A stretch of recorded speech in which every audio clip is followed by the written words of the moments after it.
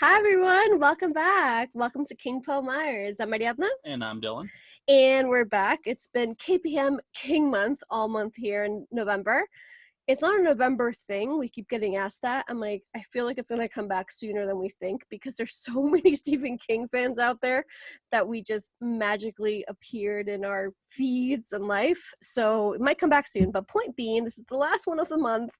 And we have Sandra, and she has another amazing Stephen King handle, which is strictly Stephen King. Hi, Sandra. Hi, thanks for having me today. Definitely. We enjoy your feed a whole lot. It's very, very pretty, of course, and that's just like me saying it.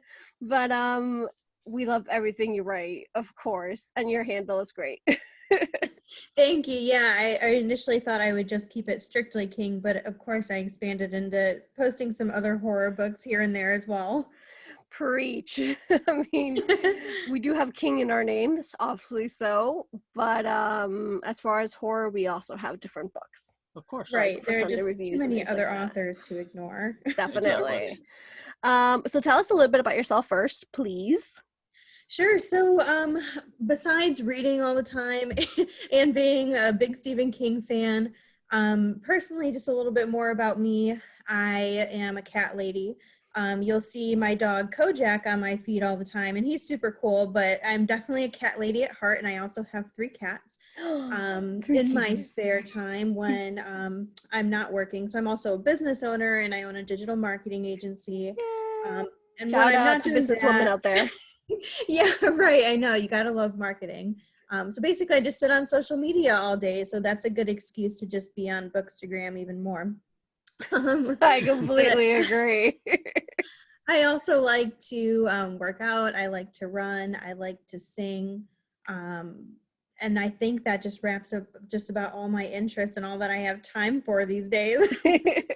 But very cheerful. I love seeing your feed. I really do. I know you and me have talked a bit. I mean, you guys talk a lot about King, and you and me are like into marketing and business, and like we definitely talk about cats. We do have a cat. People know that. It's King Poe Myers Creatures. That's the handle. And for now, it's just little Binks, a little black cat.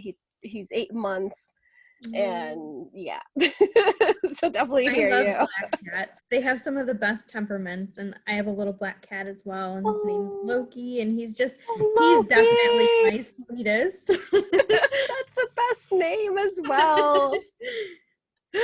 Oh, I might steal that for our next black cat. Oh, Loki. I love that so much. It's so very fitting for a black cat. It really is. We do have a lot of names for black cats. Salem is a big one. Well, yeah, yes, definitely. We had one named Salem, so we might bring it back. We had to give him up. Like, he went to a nice house, thankfully, of course. It's right before he moved from Spain to here. And but I feel like Loki has a little bit more heart now. I love Salem, believe me. I love Salem. I love the town. I love everything about it. But Loki is pretty cool. So before we start listening to your top 5, tell us, why do you love Stephen King? Oh my gosh, what is not to love about Stephen King? So first of all, I truly think, like, aside from being able to talk about his craft and his talent and how well he is able to tell a story and just sort of engross his readers in whatever they're reading of his, I truly think that just the best thing about him is, I mean, just seeing this community that he has brought together and seeing how many, I mean, we're literally just sitting here talking about Stephen King right now and how much we love him and why we love him, and being able to connect with just this whole other community, both on Instagram and Facebook and other social media platforms, is just incredible. And it has honestly made it one of my best hobbies by far. This is definitely just something that I love to do and love to talk about, and meeting other people who feel this same way has just been so incredible. I adore that answer with all my heart, by any means, because I love community. I mean, it's a big word in my vocabulary as far as business, as far as like my other platforms and things like that. And so when you find a community that loves the same thing in this kind of way, and like they're all very respectful, every guest that we have had on, it's just like, oh, you like this book, and like maybe it's Dylan's least favor and their favor, or vice versa. It's like so respectful and so interesting to see all the different things. And that's exactly what we said at the beginning of this particular episode, that like we might bring it back, even though it's not next November, but a few times over the year, because of that, the community and like the love that we have towards him. And it has so many good books to definitely choose from. community. Yeah, and it's when I first joined Instagram, I had no idea what I was actually like stumbling upon. I just know that I wanted to post photos of my books and show Stephen King how much I how much I like him and his work. And it just fell into the community. I didn't know it existed, and I'm just beyond grateful that I did, because I mean, I know people don't often consider internet friends to be in real life friends, but truly, like, I would truthfully miss a lot of the people if I weren't on that platform. I mean, I consider them very real friendships, and it's been great. As it's Dylan's, like, you are just starting that journey of like online, and I've been on it for a while with my other platforms, and I can generally say, and he's heard me say exactly that many times, that you're like, I don't know them just yet, but I've talked to them so much via DM or voice messages or video calls by now, and just kind of like that connection. So it is something magical about that, and I appreciate that. I really do. So yeah, for sure. It's a very sweet way to end Poe Myers King Month. Like, sentimental. And I was like, okay, girls, okay. No, it is really nice. Like I've said on other episodes, I mean, I've never expected a community this large and so accepting, and it's just about fun. There's no bickering, which is really nice. It's just enjoying great works of literature. I feel like it's brought us, it's like in the olden days, you guys would like gather, or not you guys, but just we would gather around. I don't know why I said you guys, but they would gather around in libraries or like even bookstores, I guess, and have readings of some sort. Mm-hmm. But this is like the virtual way, I want to say, to some section. Because and then we there's like tons of book clubs always going on, and buddy reads. Everything's just virtual instead, but it's still awesome. There's still a connection that's very real there. Like, of course, we would love to like have a personal meet and greet or whatever, of course. But meanwhile, like, this is the best way to do that, without a doubt. And like I literally just said, we have people from England, like from all the way around across the world. And you're like, here we go. Mm-hmm. Alrighty then. So now we can get into her top 5. So when I saw your top 5, I was just so excited because it was very different from what I've seen before. There's a few that are usually high ranked, but you had some shockers for me, and a few of them I was so happy to see. I can vouch for that. I can vouch for that. I mean, let's just jump right into it. At number 5, Dr. Sleep. Oh yeah. So I used to try to cram Dr. Sleep as the same line as number 4, which I won't say yet just because I don't know when you want to get to it, but I used to try to fit it in so it would share the same line as number 4, and I could cram another one into top 5, but really it's just deserving of its own spot. And oh my gosh, it was hard for me to decide if the sequel was better than its original. I just love Dr. Sleep so much, though. It's truly like, who knew that King would write such a good sequel years later? I mean, I think Dr. Sleep, he made a sequel to arguably the greatest ghost story of all time. Mm-hmm. The Shining is considered by many, the book, the movie, whatever adaptation you want. People just flock to it and absolutely love it. And then he actually decides, I want to continue this story with Danny Torrance. Right. And the fact that Danny is somewhat like his father, and he's fighting those demons of alcoholism. And I could not put Dr. Sleep down. That is one of the Kings I read in record time. And it's not in my top 5, but I wish it was.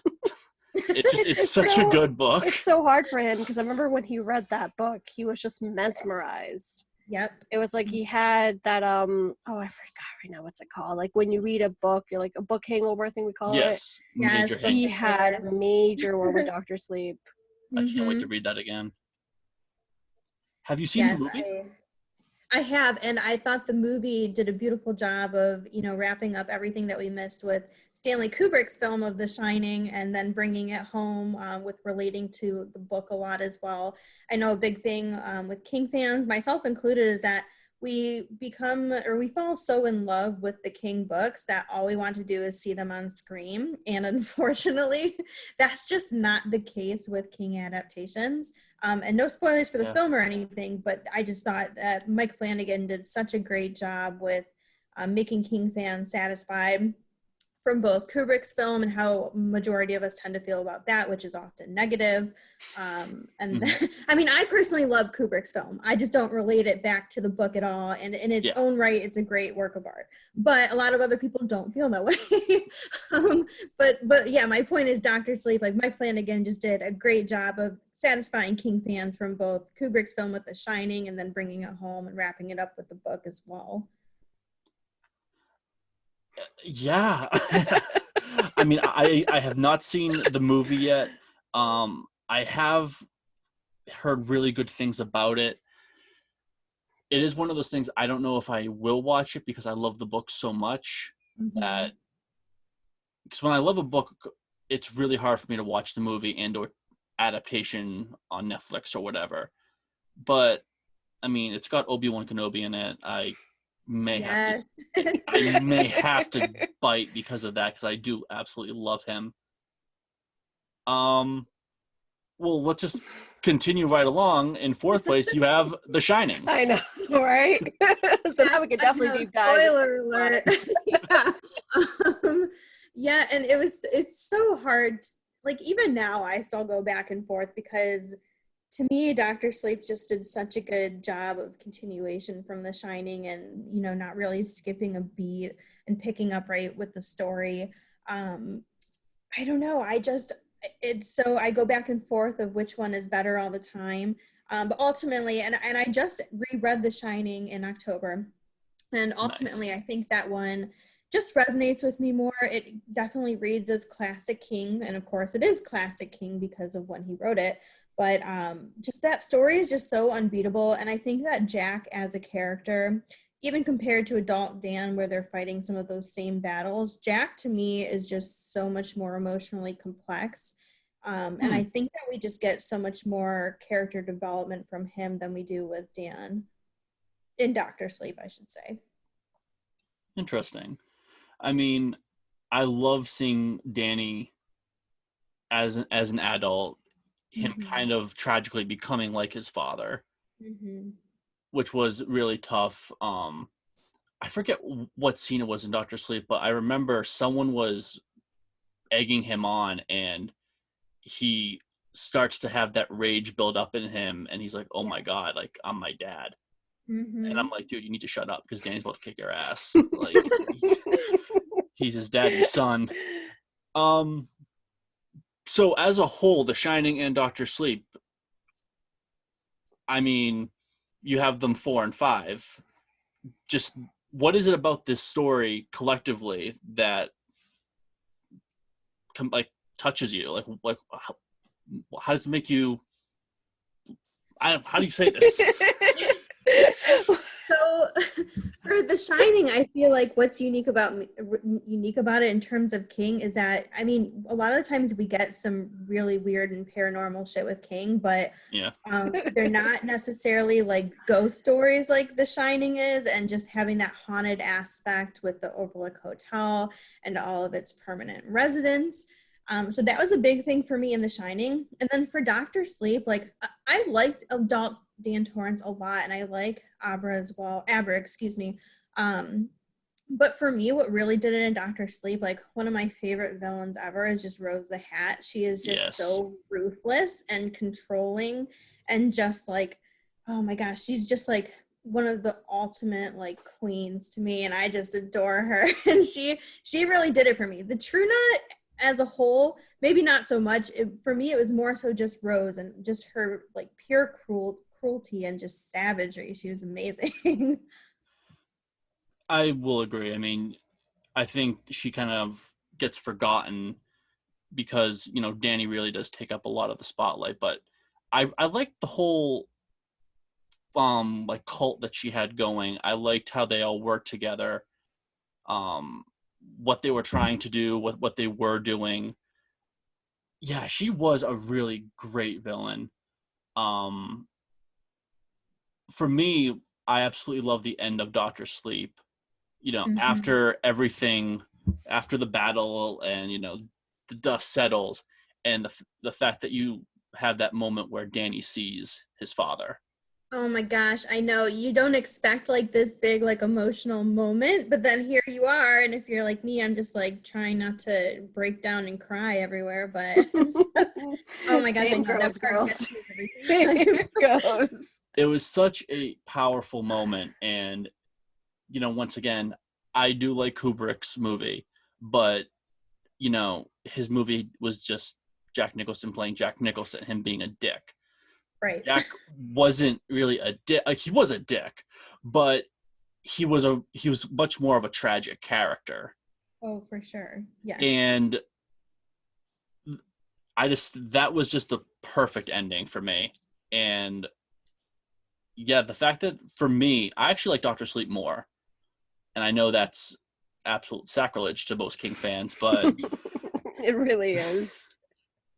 I like The Shining. I really, really do. No, yeah, It's exactly. I know you do, but Doctor Sleep. I Doctor don't know. Sleep got to you Something about in a good Doctor way. Sleep. In a really good way. Another top 5, because we got some different answers from you, but the typical ones was The Shining, and in third place was It. Oh, yes, that's probably not uncommon from what you hear from a lot of King fans either. For a lot of people, that and like the Stand tend to be like the holy grails for King. Yep, those 3. You're right. Spot on. Yep. But It for me is just like, it's definitely his most complex story. And it always just leaves me like, what the fuck? Because it's just like, it's so bizarre. And every time I run through this story, and I recently reread this one as well in August, and every time I hear it, I just cannot help but wonder how King can come up with a story just so completely crazy and just, I don't know, it just truly amazes me. There are some tough scenes to read in it for sure, but oh my gosh, it just blows my mind and it's beautifully written. Would you say, in your opinion, that Pennywise is his greatest villain, or do you have someone else at that top spot? Um, I I I love Pennywise. I really do in his own right, and he's a great villain. And I hate to say this, but I truly just think that Pennywise is overplayed, and that has impacted the way that I view him. I wish it hadn't, but just the whole mass media with Pennywise, it has really thrown me off in considering him one of the greats. Like I mentioned, Rosa Hat is really up there for me. I think she's incredible. Um, and I actually like Brady Hartsfield a lot from Mr. Mercedes and End of Watch as well. He's one of my favorite villains. And Pennywise is awesome. He's no longer one of my favorites. Oh, that's heartbreaking. I'm so sorry. I understand, though. I do completely understand. I mean, especially with the last 2 movies, like, he was everywhere. You could not turn around without seeing, like, the poster somewhere, because they really spent a lot of money on marketing for that movie. But do you have a top, or is it just kind of a hodgepodge, like my favorite list? It's just like, yeah, it's always, more of always a favorite changing. villain. Favorite villain. Yeah, it's more of just like a list and just kind of collectively put than I have like an ultimate favorite. Rosa Hat is awesome. I really loved Persephone and Doohickey. I think she's just so unique and original in terms of King's villains, so she was super cool. Like I said, Brady Hartsfield is awesome. Norman Daniels from Rose Madder is just absolutely terrifying and an awesome villain. And King has just written so many great villains, but it's so hard to pick a favorite for me. Okay. That's pretty cool. Moving right along, your second favorite is my number 1, Salem's Lot. Awesome. I'm so glad to hear that you love it as much as me. Salem's Lot is just so darn good. It's just perfect. It's just perfect. It is. And before I read it, I really haven't read hardly any other vampire story. So when I'm like, oh, King wrote a vampire story, like, well, I don't really get into vampires and I wasn't really sure what to expect with it. And immediately after I read it, I'm just like, holy shit, that was one of like the best stories I've ever read, and I've never found myself scared of vampires like I was when I read through Salem's Lot. And it's just such a dark and spooky tale, and I love the way that he personifies the town of Jerusalem's Lot in it, the way he writes its residents and makes the town come alive and almost as if you're feeling what it's feeling and everything malevolent that it holds inside it. And I could go on and on because I just love it so much. Yeah, I mean, same goes over here. We did talk about it with Mel from Stephen King Challenge, I think the second week of November, if I'm not mistaken. And we just love seeing it on your top list because as far as we're concerned, it's not really a top fiver, I want to say, that one. It's up there, but it's not, I don't see it as frequently in people's top five. I mean, it's his second book I think he ever wrote, or published, I should say. It holds up. I mean, I always get something new every time I read it. I think I've read it twice now. It's just, it got me more excited to read more about vampires. Is that the same with you? Like, did you read Dracula or anything else after Salem's Lot, or did Salem's Lot just kind of take the cake? So it's interesting that you mentioned that because I recently picked up Dracula because after my reread of Salem's Lot, I'm like, okay, now like I do kind of want to give vampires another chance. And I haven't read Dracula yet, but it's waiting for me. But I did this year read the Southern Book Club's Guide to Slaying Vampires by Grady Hendrix. And that one had some seriously spooky moments as well. And I just adored that book so much. Just seeing vampires in different lights all the time. Like, I didn't realize that there could be such great variations in the way that they're written. So it's been interesting to see my interest in vampires expand a bit because of Salem's Lot. Surprising for me, to be honest. You need to read it. Okay. What was the movie about Dracula? Interview with a Vampire. Yes. Anne Rice.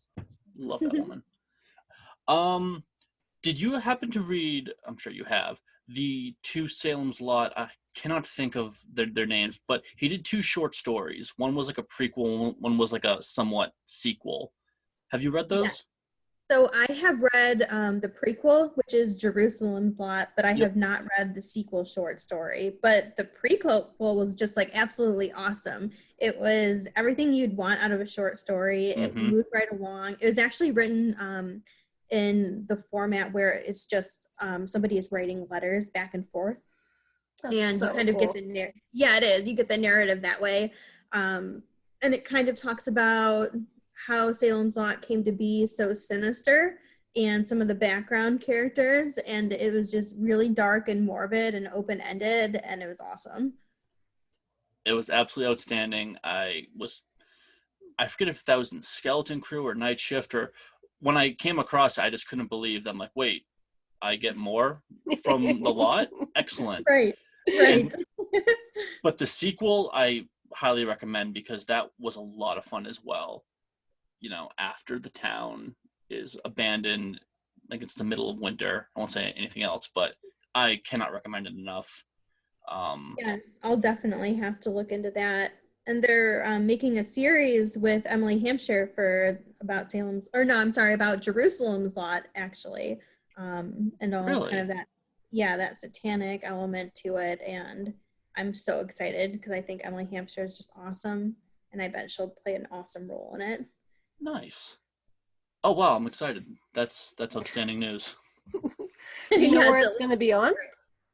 I want to say, well, I think I saw advertising for it on Hulu, but I don't know if it's a Hulu exclusive or not. Well, good to know. We'll keep an eye out. They just canceled Castle Rock, and I'm very upset. I know. I was so upset when I heard that news. It's such a bummer because the first two seasons, I loved them. And I thought they had a lot of viewers, so I don't know. It's kind of the hip new thing. You get a new show, do a couple seasons, everyone loves it, then you cancel it. Yeah, I guess, but I don't. It doesn't really work that way. But yes. Well, that's what Netflix is always getting. That's what it feels like. When you cancel my shows, I get angry. Well, anyone, like anyone, I would say, especially really good shows. I'm just hoping HBO picks it up. Moving right along, number one. Rose Matter. I have not read it just yet. So, and I have never seen this on anyone's top 10, and I was so excited because I'm like, wow, a fresh perspective. Rose Matter. Why is this your number one? For a ton of reasons. I think that the primary reason for me is that the supernatural element in this just literally hits you like a freight train. Like you're reading through the story and it's nothing that's pronounced right away or even necessarily in the first quarter of the book. And Rose Matter is pretty sizable. It's definitely not one of his thickest books, but it's a little bit on the bigger side. And the way that the supernatural element just pops up is, like I said, like it truly just like smacks you in the face and you're like, what the hell is going on? Like, where did this even come from? And then, so I actually, when I first read Rose Matter, I put it down and I was like, what the fuck did I just read? Like, this was the weirdest thing in the world. And I'm not totally sure, like, I understand what happened. And I'm like, I don't know if I really liked this book. But then I just I could not stop thinking about it. It was one of those things, like you said, where you just get a book hangover from it. And then I just kept thinking about it. And Rosie and Norman, who was the villain in the book, and I reread it and I'm like, this book is amazing. Like, this book is my favorite book. And then you come to find too, if you don't already know, so Rose Matter is actually considered a Dark Tower book with connections in it. Really? Nothing in continuation of the story for the Dark Tower. However, if you read through it and if you've read at least up to book 3 of the Dark Tower, which is the Wastelands, then you'll recognize some cities, possibly even some background characters in it too, which makes things a lot clearer in terms of what happened. So that's a big reason why. I know I'm long-winded here, so I'll keep going. It's fine. Go for it, girl. Okay. So Rosie's an awesome character. Just watching her come from an abusive relationship, gathering the courage to leave it, and then just really coming into her own and rediscovering herself once she's away from her abusive husband. So I know that can be triggering for a lot of women, and the way King writes from the female perspective and about domestic abuse, to me was just, I think, really profound, and I thought he did it very well, especially because he hasn't always written women in the best ways, especially when you're looking at his older work. So being able to see that from the 90s and seeing just how well he could write the female perspective and, kind of definitely condemning domestic abuse was amazing.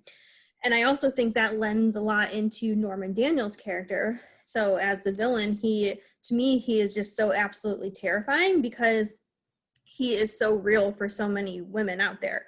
He's not just like this super crazy supernatural being. He's not a ghost or anything. He's a very real person who is just super dangerous, and he's on the hunt for Rosie. And it's a really anxiety-inducing book. You definitely have to be prepared for it. I think that this book should come with a trigger warning because it's very tough things to see or to read, especially right out of the gate with the prologue. It's probably one of the most intense parts of the book, and a lot of people are really thrown by that.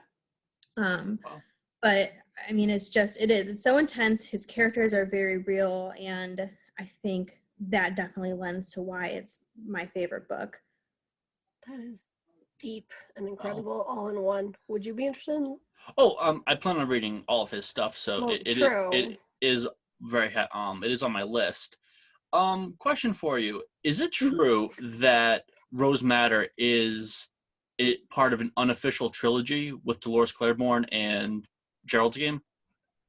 I have actually never heard that before, but okay, having read all of them, I would say no. I know that they were written, I think Rose Matter was written in 91, and then Gerald's Game and Dolores Claiborne, I think, were 92. And I have never picked up on any continuities from Rose Matter like you see between Gerald's Game and Dolores Claiborne. Oh, so those two are connected. Yes, they're considered like sister books. And there's just like an overlapping scene that kind of gives it that connection. Oh, okay. And I know it's kind of random, but you read The Dark Towers? I have read I'm halfway through the series. So I've been reading Wizard and Glass, which is book 4 since like May, just taking my good old time to go through it. I've got like 200 pages left, super close. So I'm getting there. I was there. Yeah, 'cause Yeah. you mentioned it when you mentioned Rose Hatter, and I know that Dylan has read till Wizards and Glass, correct? No, I finished Wizards in Glass, I know and now and then did you start the 5th one? no, There you I'm go. doing that as soon as I finish The Stand, which I'm reading right now. Got it. So that's good to know because of the connections, basically. Yeah, yeah. 'Cause we have talked about this before, like which one would you go and like read first if there's an order, under quotation marks order. Got it. Would you ever like to see Rose Matter as a feature film, or do you like the book as is? Well, I definitely like the book as it is, but I think that if it was a film, they would definitely have a lot more clarifying elements and probably a clearer storyline, just because I think some of that supernatural part of it, and especially being related to the Dark Tower, could be really hard to translate on screen. But I would love to see it as a film, and rumor has it that it has been picked up. I don't know by who or when it's projected, but I have seen some articles here and there about it. But then again, that's not surprising because basically anything King writes is picked up. So yeah, I think it'd be awesome to see it, and I hope those rumors are true and we'll get something within the next few years. Yay! That's excellent. Yeah, his stuff is being bought up like crazy right now. It's insane. I feel like he's like all, yeah. Because he has isn't it a TV show as well? The Outsider? Maybe. Was it that one? I'm assuming. That also just got canceled. Oh. I'm just loving life right now. All of Stephen King stuff is getting canceled. I saw you have the DVD. Well, we have the DVD. I saw right there, and I'm like, more King. He's everywhere in my life. Would you recommend Rose Matter for someone just starting out with King, or do you think they need to brace themselves and start somewhere else?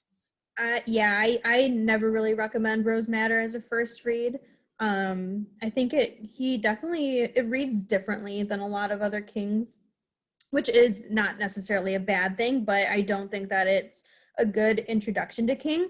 But then again, I have had a lot of people, come onto my posts and in my messages and telling me that Rose Matter was their first read and that they absolutely adored it. So I guess maybe it just depends on the person. But ultimately, when I give recommendations to new King readers, it's not typically among mine. What would you recommend to a first-time reader? So for me, I always say it depends, and I like to ask the person, like, if they're not really into number 1, supernatural, or number 2, outright horror. If that's the case, then I like to recommend something like Mr. Mercedes instead, and then to continue on with the trilogy if they enjoyed it. But for people who are interested in the supernatural and horror elements, I think that Carrie and Pet Sematary and The Shining are all great places to start, especially with Carrie being his first book. I don't think you can go wrong there. And then that also opens up the path to read along through King chronologically if they enjoyed that, which I think is really cool if people can do that right out of the gate. But yeah, there are a lot of options, and I think those are some of the good ones. That's really good to know. That's also what Mel was doing. I mean, I just mentioned her a few minutes ago, but Stephen King Challenge, she started with Carrie. She's doing, she spoke to us about it as well. Yes, I knew she was doing that. I like Mel a lot. Same goes. I think all of your guests. I'm pretty sure I know all of your guests. Yeah, you do. We also have Tony from Tony's Horror Corner, and we know that. I met Tony recently, actually, and because you went to. Ooh, where did you go together? We went to the Avon Brew Co., which is probably 10 minutes from my house, when he was visiting his family in Ohio. And he got to meet my dog Kojak. I brought him along. We also went to Half Price Books, but we didn't find anything good. But he's a really awesome person, and it was so exciting to meet a bookstagrammer in real life. He's the first one I've met, and I hope to meet more, once COVID settles down, and hopefully it will next year. Yes, please, to all of that and then some. Definitely. Yes. We definitely love our very first guest as far as like King is involved in this particular case. There's definitely more people because the more, it's kind of obvious. The more we talk about it, the more fans we get, King fans we get, better said.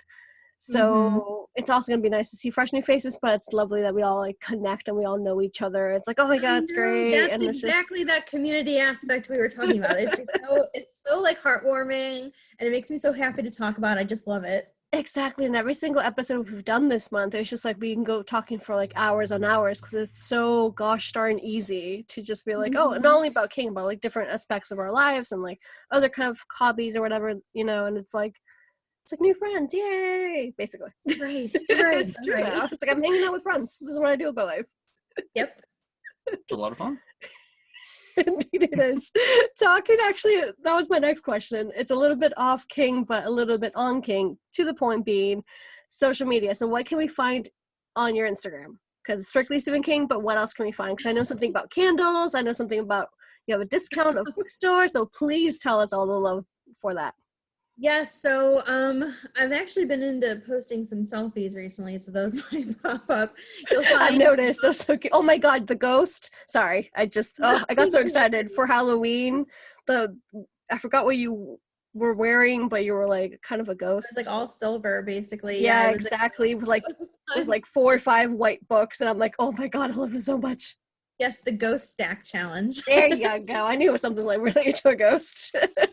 Yes, and I mean those are just few and far between, but ultimately you'll find books like you mentioned, Stephen King, a lot of other horror novels. I really love Anya Allborn. I think she's just incredible, so you'll see a lot of her work on my profile. And I am a brand rep for Brain Fair Books, and they'll ship anywhere in the US, and they're just amazing in working with you and trying to find a specific book that if you've had your eye out. For me, I've been looking for different hard copies of The Shining, and Robin, who is the owner of Brain for Books, just recently came through, and I was so excited. I now have 2 new Shining hardbacks. I just love them. So you'll see some of my rep posts for them, and then also for The Smell of Fear and their candles, which smell just incredible, and a lot of them are King themed. For example, I have one called the number one fan, which is from Misery, and of course there are several. So cool. Yes, it's so this is why awesome. Like we need to mention the candles. So like they're not just simple candles, they're like themed. Yes, so King, and then of course other horrors. So as her name goes, Jillian's store is The Smell of Fear. So they all have definitely some good horror connections, and they smell amazing. Her candles are truly just, I am constantly burning them, and I'm not even just saying that. I truly love them, and they just have great throw in your rooms, and I just adore them. Yay! Oh, thank you so much for sharing all that, seriously, because of course it goes together. I love your feed. We're just like scrolling down your feed, and it's so well done. You can tell you also work in marketing. It's so aesthetically pleasing. And you have things like Coraline. I see you, Coraline. I see your dog. I see your black kitty as well, like we mentioned, and Halloween Town. So a little bit of everything. And I do love Coraline. My little Coraline doll is one of my favorite bookshelf props, and I just love the book by Neil Gaiman and the animation film. One of my favorites for sure. Yeah, we're definitely gonna do an episode on this movie. It's the first time we've watched it this year, but for both of us. I loved it. Yeah, exactly. Absolutely loved it. And it's so well done. Yes, we're both nodding our heads. I mean, our viewers can't see us, but it's like, yes, it's so well done. Coraline's just like so quirky and endearing, and honestly, the prospect of the other mother is just super terrifying. Like, I know it's a kid's movie and an animation, but it's one of those, like, when you really think about it, like, that's creepy as hell, so. It is. Especially as an adult, I would be like, holy moly, I swear. But we're probably gonna do something or other with the movie because we appreciate it so much and we really enjoyed it. And I saw, like, I've seen your feed with the doll, exactly, and you in the wig as well. Oh yes, I forgot about that. I do have the jacket somewhere too, but so cool. I guess I couldn't be bothered to put it on for that selfie. So cool. I absolutely loved that hardcover edition of 4 Past Midnight that you posted. I need to find a copy because that is just gorgeous. That is the best cover. That's one I picked up from Brain Fair Books as well. And yeah, so that's a UK cover. And I think I just posted about that today, about UK covers, because they're always just so phenomenal with their artwork. And sometimes the US just gets the back, like the, the Right? background of the covers. It's really upsetting. Like, I'm But not yeah, even, like, I'm not big into King because I read other kind of books. I love doing this and, like, meeting the community, like I said in previous episodes. And, but I do love art and I appreciate art. And I was, like, even talking to, like, a few King fans. I'm like, okay, this is all cover art. Like, what the F? Why do we have, like, really bad covers? I think it was actually one of these seasons was probably Tony or a friend of Tony's that he tagged or something like that. Thing is, I forgot who it was. But, I had to, like, stop, like, there's a story. I'm like, oh my God, that cover's so cool. And he's like, it's from UK, I know. And I'm like, oh my God. yes, I know the UK comes out with some great stuff and we just tend to get the shaft. But that's okay, because you can start a whole collection of the UK covers too. Exactly. And there you go. Do you have any repeats? Any, like, book repeats?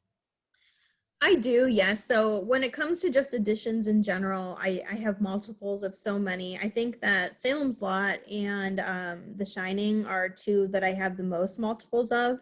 But when it comes to having the same editions of the same book, I don't generally tend to. And when I do get the same copy of something, I honestly just like to post them in my stories to see who wants it, and I'll just send it to them. Just Oh, because that's I so sweet. yeah, I mean, I think it's a fun way to, like you said, you engage with the community, but I figure why not? Like, I am not going to be using this for anything, so I should just give it to somebody else who can appreciate it. We do a lot of those things with giveaways. This is November, we had our third giveaway, and it's 2 King books, and then we had a Batman book in between for October.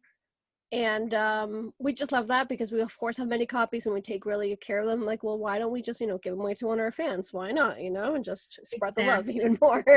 Yes, and then it goes to somebody who's just going to like it as just as much as you, and that's such a good feeling in itself. It really, really is. And it's like the least we can do, to be honest. My last question, at least for now, talking about books and covers, I don't know how you say it. Hoarders? Hoarders? Hoarders. Hoarders, right? Hodders? I don't know. Hodders. There you go, hodders. This is more me than him, because he likes all different kind of covers, and like the ones that covers like the original covers, better said. Mm-hmm. It's so pretty though. I see that you have a few of them. I know they're difficult to find in the States. Yes, unfortunately, if you're collecting the rainbow hodders in the States, you should be prepared to be checking multiple sites multiple times a day. And you should be prepared to spend a lot of money, because once you go down that rabbit hole, it's really, really hard to come out of until you have them all. So I think I have just a little less than half of all of them that were published. And it's just a long and slow process coming from the States. I always get jealous of the UK bookstagrammers who have them all. Because their collections, like you said, they truly are just so pretty and so aesthetic, and I just love the rainbow anyways. Me too. Like, I know it's more of my thing. I told him, like, do you want this? And he's like, no, I'd rather have the red. Like, I get it, of course. I'm like, it's so pretty though. Look at our library. It's gonna be so pretty. Yes. I just like anything that's like pleasingly, like you can see it so like aesthetically pleasing. Yeah, and they just pop. Among all of the other King books, which is a lot of black and white and red, you have like this whole rainbow collection to add to yourself, and it's just so pretty, like you said. Yeah, I know it's a very us thing. I know one of our featured guests, we've talked to her a lot. We did her read by Spooktober, so our lovely Read by Beth, she just completed it last month, I want to say. Yes, I saw that, and it was such an accomplishment. It is though, because I know it's really difficult to get because they're not like common at all. Right. And I love her picture. It was like, if you ever go to her feed, it's like she was outside. So it's like she purposely put everything outside to take like the best picture ever. I know, I can picture of it, and she does. She just looks like, look at all of this. Look what I've done. Look, it's so amazing, and I just loved it. I adore that. Definitely. Now, my other question for you, I know we're going on a rampage, but it's still King related. It's still King related. You went to Bangor, Maine. That's right. I knew that you went there. Yes. Tell us all about it. I went there for the first time in 2018, and then I took the SK tour for the second time just this past August. And we drove to Maine, and from Ohio, that's probably a 10 to 13 hour drive. I'm sorry, a 12 to 13 hour drive. And my husband and I listened to the audio of it the whole way down. Nice. Literally just So hours sweet. and hours of it, which was awesome preparation for the tour. And the SK tour is just so cool because you really you just get to go and see all of the sites that both inspired King and that were used in various films and book covers. And that was just so incredible to see. It's kind of like the Mecca for Stephen King fans. And the family that owns the company and who do the tours, they're so knowledgeable, and they also just have a personal connection, and some of them have a relationship with King, which the Kings, both of them, Tabitha too. And that's just really cool because you're getting a lot of great secondhand knowledge from these people who actually live in King City, that he has done just so much for in terms of philanthropy, and just being able to hear stories from them was so amazing as you drove around. And it was about a 3-hour tour. So that's a really great length for any tour, especially when you're driving. And we saw so many sites, like the film location for Pet Cemetery, which is at Mount Hope Cemetery in Bangor. Oh, wow. I had no idea. Yes, yeah. We saw the house that inspired Beverly Marsh from It, the sewer where the whole scene with Georgie happened, Georgie meeting Pennywise, and so much more. The Juniper Hill Asylum that was inspired from It as well.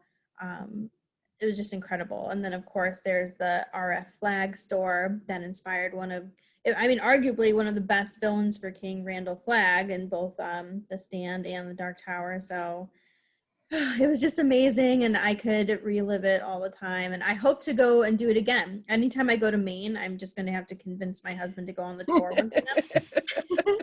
And fortunately, he's reading more and more King now, so I think that should be easier as time goes on. He's definitely more ahead than me then, without a doubt. I would still like to go to Bangor, Maine, though, because I like where movies were made.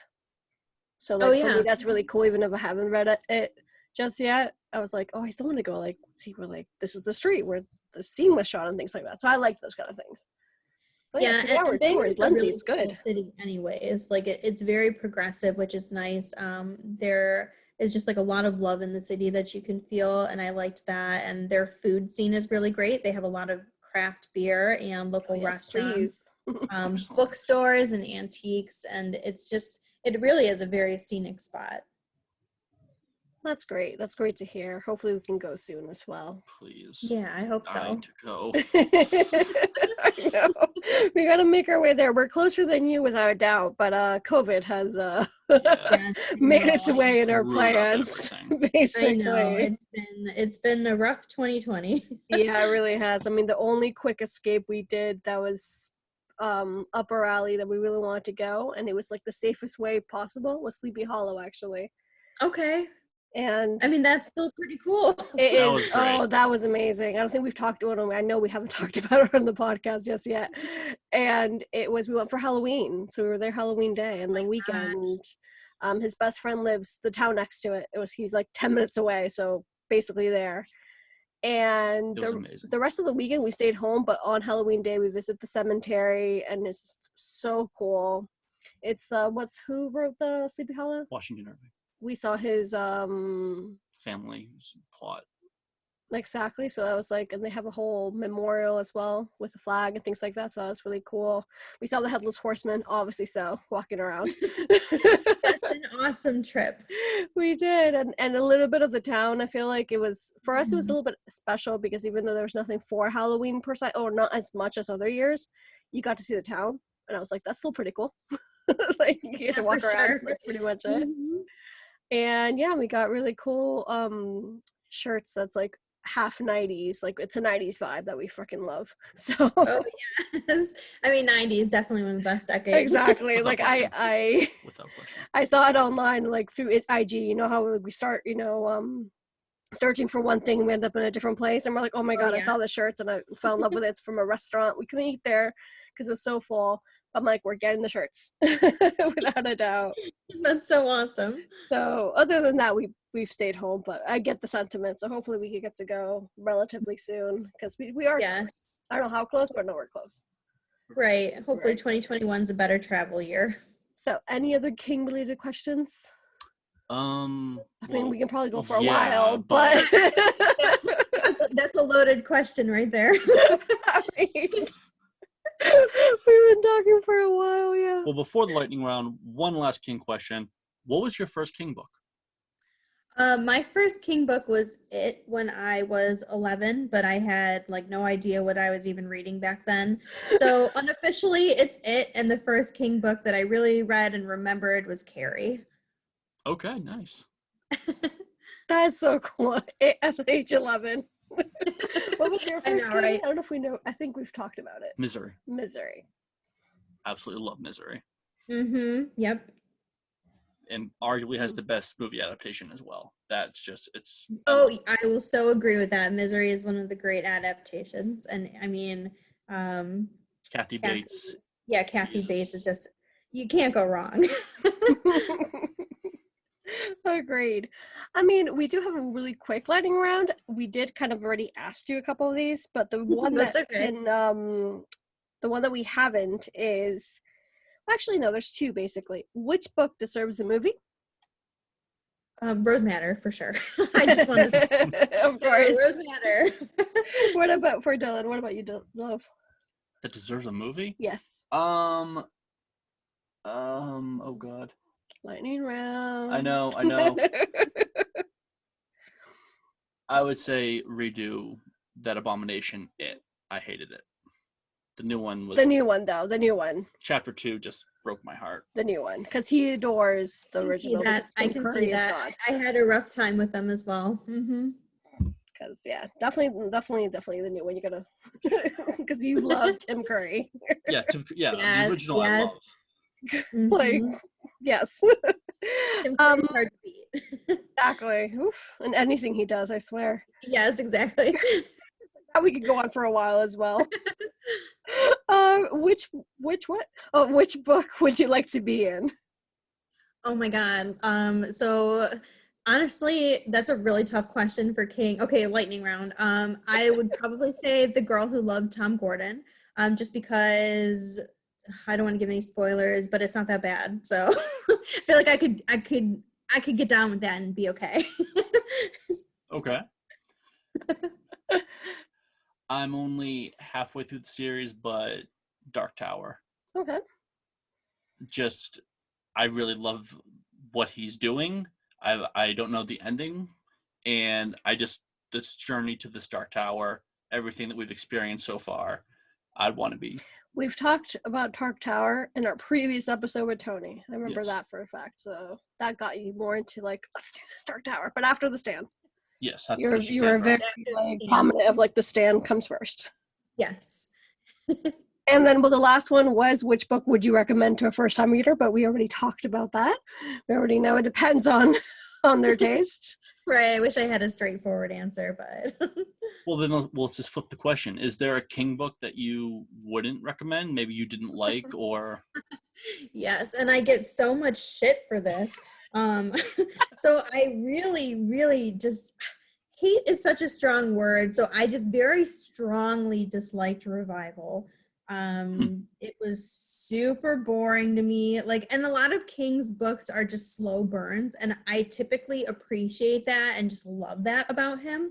But Revival was just like, it was like this dull flame that just wouldn't light instead. And everyone says just wait until the ending, because that's what's really fantastical about it. And I can see why people like it. I get it. It's very bleak, and a lot of people like that, especially with their King reads. But for me, it was just so underwhelming and anticlimactic, and I just couldn't do it. It took me like 6 months to read, and I switched from the book to the audio to see if that would help. But then the narrator was like super monotone, and I'm just like, why? Why does this have to be this way? And I'll stop there because I'm sure anybody who's going to listen to this is going to be super pissed to hear it. So I'll just stop while I'm ahead. All good. I won't go as far as you, but there was a lot of hype going into Revival, and when I finally read it, because I read it only a couple months ago, I was like, okay, like, that was it was fine. I mean, yeah, you got your really nice bleak ending, but yeah, okay. I was expecting a lot more because that book had a lot of hype around it. Right. Yeah, just I know. it's It's fine. like, what else do you say? It's just like, okay. Uh-huh.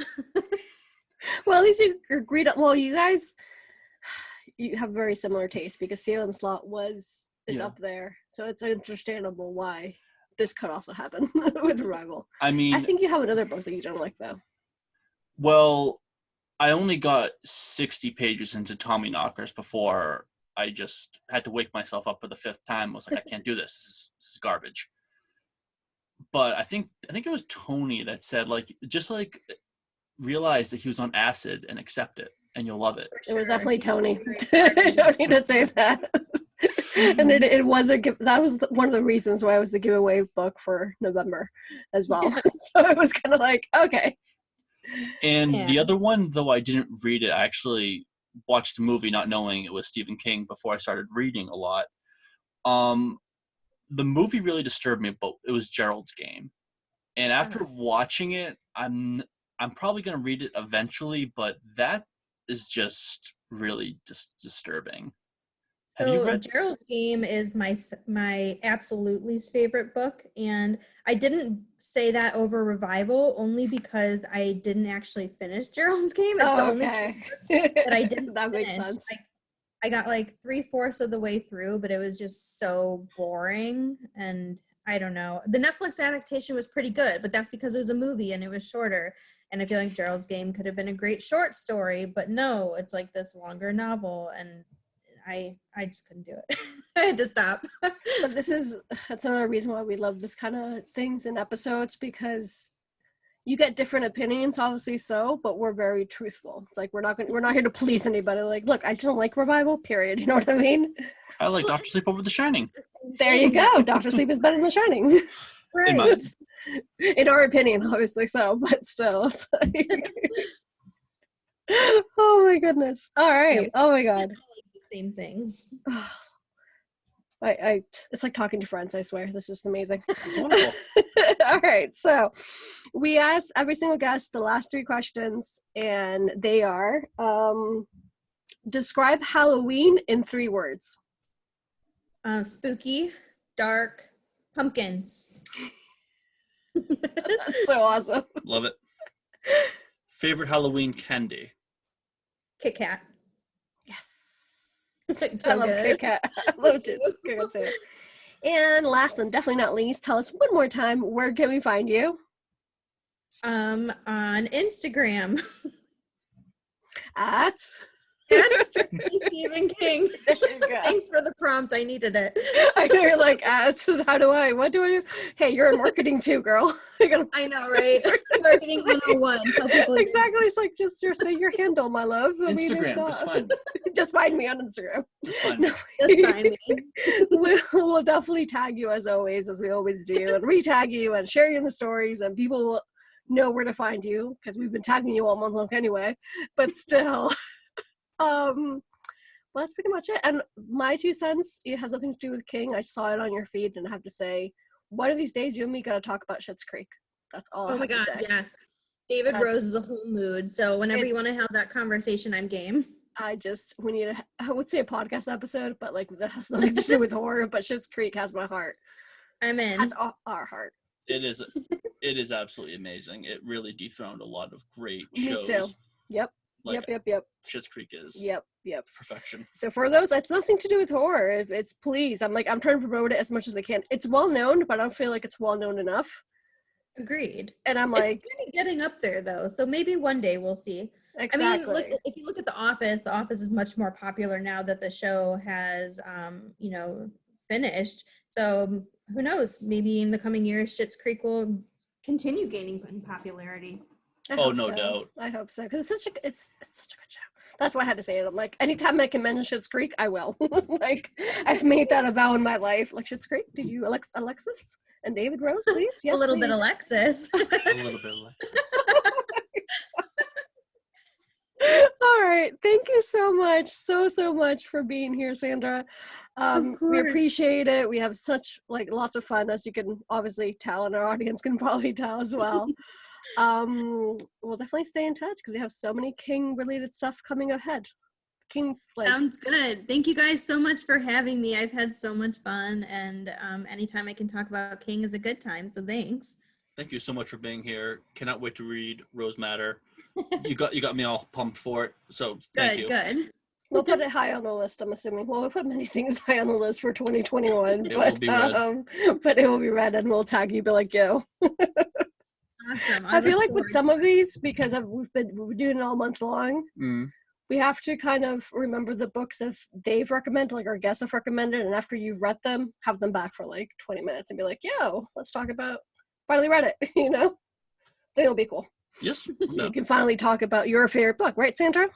Yes, I consider it. I always say, have you read about our Lord and Savior, Rose Madder? It's my holy book for sure. All right. So yeah, Nice. thank you so much. I just love You're this. welcome. And we'll talk to you all soon, KPM fam. Thank you all. See you next week. And that's pretty much it. Bye.